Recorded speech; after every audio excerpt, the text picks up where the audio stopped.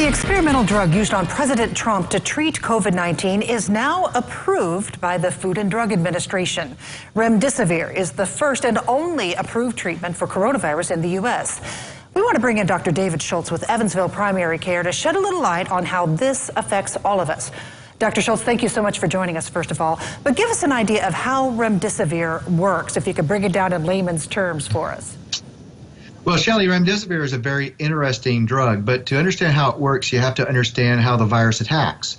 This virus, the COVID-19 virus, is a single-stranded RNA virus. Our body works off of DNA. Once inside our body, the RNA from this virus, this COVID-19, attaches to endosomes on the outside of our body cells, where the virus can actually enter into the cells. And in doing so, attaches itself to cytoplasm, which is a substance inside the body cells where it can grow and replicate. Now, what Remdesivir does is it gets inside our body cells, and as this virus is replicating, it inserts inserts chemicals into the viral replication pattern that, when the virus is replicating, makes the viral replicating pattern look like nonsense. So the virus cannot replicate a duplicate strand. So does that mean in doing so, it stops the life cycle of the virus. So it keeps it from spreading in the body? Is that correct? Absolutely. It keeps it from multiplying and growing and creating progeny. So in other words, it can't make new identical viral particles of itself. Okay, so this drug was given to the president. So with this FDA approval, does this mean that anyone can get it now? No, it's not just for anyone. Right now, it's being reserved for mainly those who are hospitalized and in very serious condition. You have to have hypoxia, which means low oxygen levels, and you have to have some respiratory distress to be able to qualify for that. And the reason for that is it's not been studied in asymptomatic individuals, and there are also side effects associated with this antiviral therapy. How serious are those side effects? Well, the side effects can be very mild to very serious. So one of the more mild side effects, it can elevate the liver enzymes, which in itself may not cause any harm at all.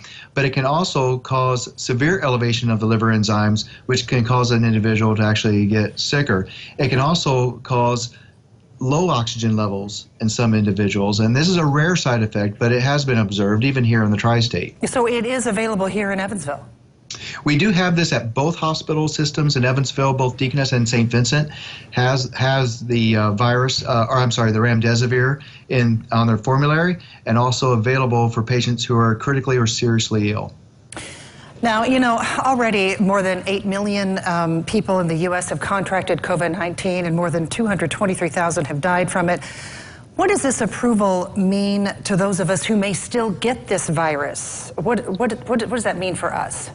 Well, first of all, it expands the scope of practice for this antiviral. In other words, it indicates that this is a standard of care medication for those who are seriously ill with coronavirus. And so that improves accessibility and our ability to get it prescribed and distributed. But remember, this is an intravenous type of medication, so it's nothing that's in a pill form yet.